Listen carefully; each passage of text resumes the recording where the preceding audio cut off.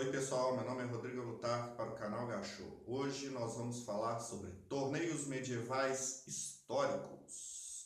Depois da vinheta.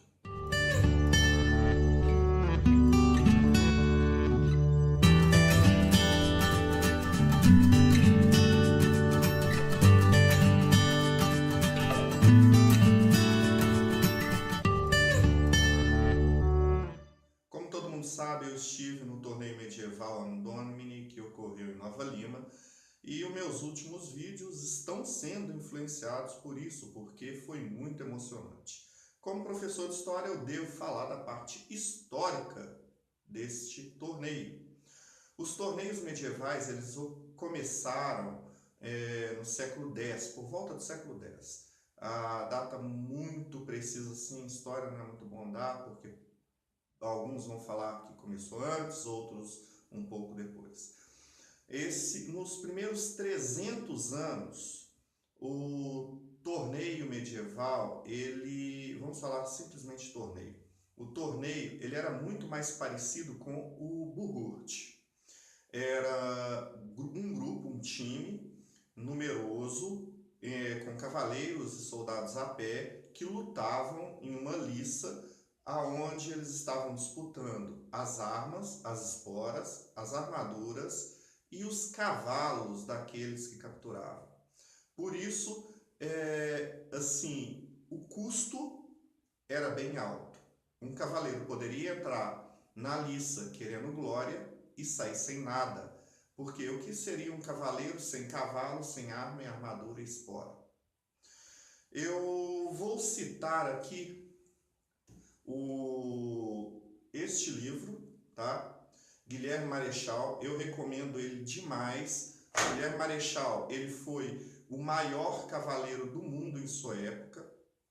Ele começa a vida dele, depois que ele é armado cavaleiro, ele começa com uma armadura faltando 5 argolas e sem cavalo. Por quê? Porque quando você arma um jovem como cavaleiro, o patrono ele faz uma guerra com o vizinho para testar os novos cavaleiros, fazer o batismo de fogo, vamos dizer assim. E nesse batismo de fogo ele acaba por arrebentar a armadura dele, porque ele foi muito afoito e perdeu o cavalo.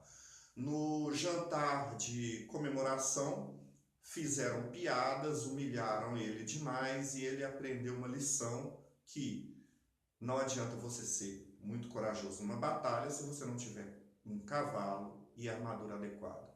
No torneio que seguiu após isso, alguns meses depois, ele conseguiu sua armadura, cavalo, armas e etc. Ele fez por si mesmo.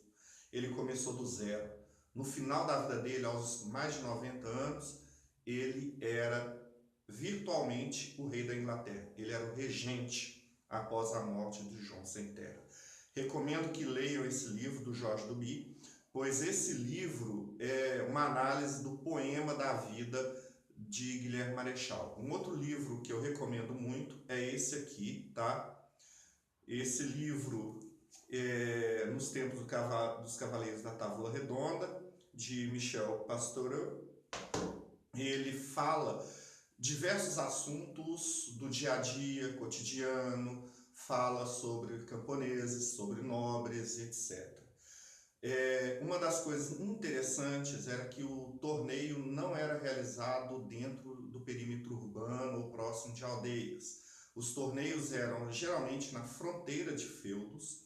O patrono do torneio, ele era responsável por arrumar pavilhões, comida, divulgar o local do torneio e fazer toda essa festa, esse mise-en-scène para receber as pessoas. O local na Idade Média que ficou muito popular com isso foi o norte da França e o nordeste da França. Havia torneios a cada 15 dias e uma multidão de jovens corriam para esses torneios para conquistar glória, fama e fortuna. Como eu sou assim, um fã de Guilherme Marechal foi considerado sim o maior cavaleiro de sua época, e quando ele ia participar de um torneio, a notícia chegava antes da notícia do próprio torneio. Com relação aos costumes dos nobres, os torneios duravam 3 dias. Mesmo no início lá no século X, quando começou, 3 dias de torneio. Junto com esse torneio havia uma feira. Essa feira é onde as pessoas, os produtores iam vender seus produtos, os comerciantes também. Então, era um momento em que você encontrava todo mundo das redondezas e até de longe para comprar, vender, e aquela ideia de que na Idade Média era parada e não havia comércio, já era. Havia sim o comércio nesses locais. Eu recomendo também a leitura dos livros da Jean Pleidy. Eu comecei lendo esse aqui, o Prelúdio de Sangue, a continuação dele é esse aqui, o Crepúsculo dos Deuses, o Crepúsculo da Águia, desculpa. A capa tem até um torneio aqui em um castelo. Essa série de livros é fantástico. Você se sente dentro da Idade Média, principalmente porque ela segue os monarcas ingleses. Ela conta a vida de cada um desses monarcas da dinastia dos Plantagenetas, tá? Essa série começa com a dinastia de Guilherme o Conquistador. São, se não me engano, 2 livros. Eu não tenho esses livros que vieram antes, 2 ou 3 livros. E aí começa com a dinastia dos Plantagenetas até o final, lá, até quando começa a dinastia Tudor.